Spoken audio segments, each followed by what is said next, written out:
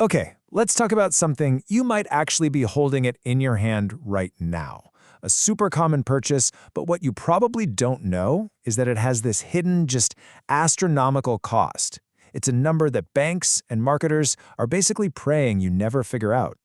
So today, we're going to pull back the curtain on the one number that is quietly wrecking your financial future.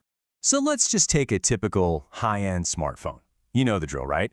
We're all trained to just look at the price tag, glance at our bank account, and if the numbers line up, we think, yep, I can afford that. So the sticker price says, what, $1,200? Yeah, seems pretty straightforward. It's a fancy new phone, so it's got a fancy price tag. Makes sense, right? But is it? That's the question. Because that kind of thinking, well, that's what I call poverty math. It's this mindset that keeps you running on the hamster wheel, working your tail off, but always feeling broke.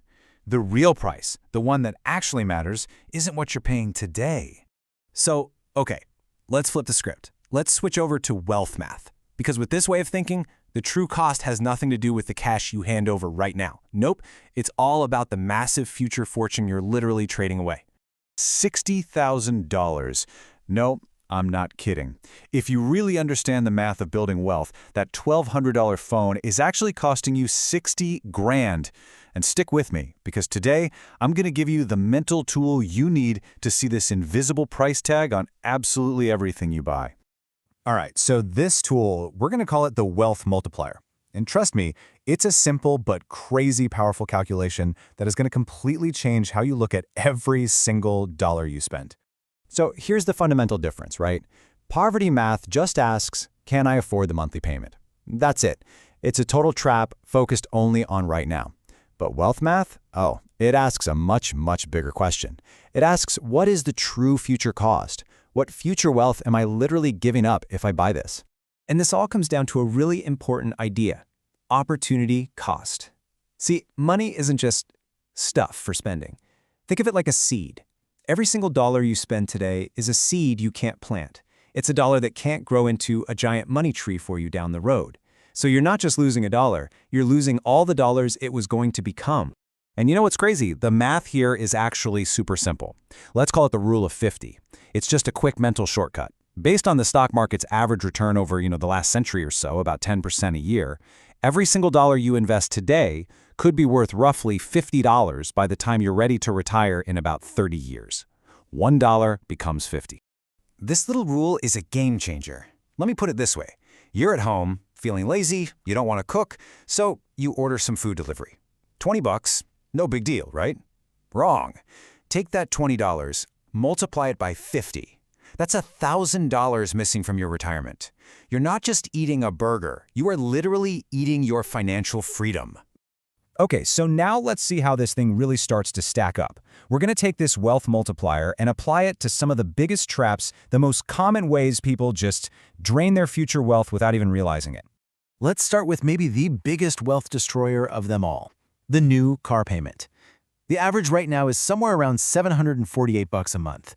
And you think, yeah, okay, I can swing that, I can make the payments. But if you took that exact same money and invested it every month, over 30 years, it would grow to over $1.6 million. Let that sink in. You are trading a multi-million-dollar retirement for a metal box that loses value the second you drive it off the lot. Now, maybe you're thinking, hey, I drive a sensible used car. That's great. But I guarantee you're probably still bleeding wealth, just in smaller ways.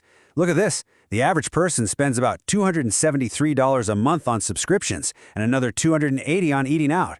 They feel so harmless, right? But these things are absolute silent killers of wealth. And look what happens when you just add those two things together. That money, if you had invested it instead, it would grow to over $1.2 million. Think about that. You are actively choosing between a few streaming services and a couple of restaurant meals, or retiring a heck of a lot earlier. And the scariest part is, most people have no idea they're even making that choice every single month. So if the math is really this simple, you've got to be asking, why isn't everyone rich? Well, the answer is kind of fascinating. It's because your own brain is actively working against you. It's basically running on software that's like 200,000 years old. There's this thing called present bias. It means your brain is hardwired to want that little dopamine hit from the new gadget right now. It literally can't feel the reality that $1 today is worth $50 later. On top of that, you've got loss aversion, which makes saving money feel like you're losing something, even though you're actually gaining a fortune. You're not just fighting bad habits, you're fighting your own biology. But here's the good news. You can overcome it. Because this whole thing, it's not about how much money you make. It's about your habits. I mean, look at the story of Ronald Reed. This guy was a janitor. He never earned a big salary in his life, but he was consistent. He invested a little bit all the time, and he died with $8 million. Meanwhile, you have tons of doctors and lawyers, high-income earners, who die broke or in debt because they never got this one concept. It proves it, right? Being wealthy isn't about what you make, it's about what you keep. So, okay, how do you actually do this? What's the plan? Well, the solution is, and I mean this in the best way possible, beautifully, powerfully boring. This is not about picking the next hot stock or trying to be some Wall Street genius. In fact, if you try to do that, you're probably going to lose. All right, you ready? Here's the entire playbook. 3 steps. Step 1, don't look for the needle.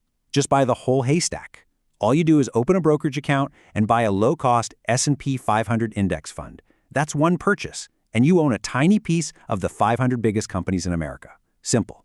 Step 2, automate everything. Set up an automatic transfer from your checking account every single month. Treat it just like your rent or your electric bill. It's non-negotiable. And then step 3, and this might be the most important part of all, forget the password. Seriously, don't look at it every day. You have to let your money work without your panicky human emotions getting in the way. And that brings us right here to the final, most crucial point. The reality is, right now, there are 2 different versions of your future self just waiting for you down the road. And the one you end up meeting, well, that's being decided by the little choices you make, starting today.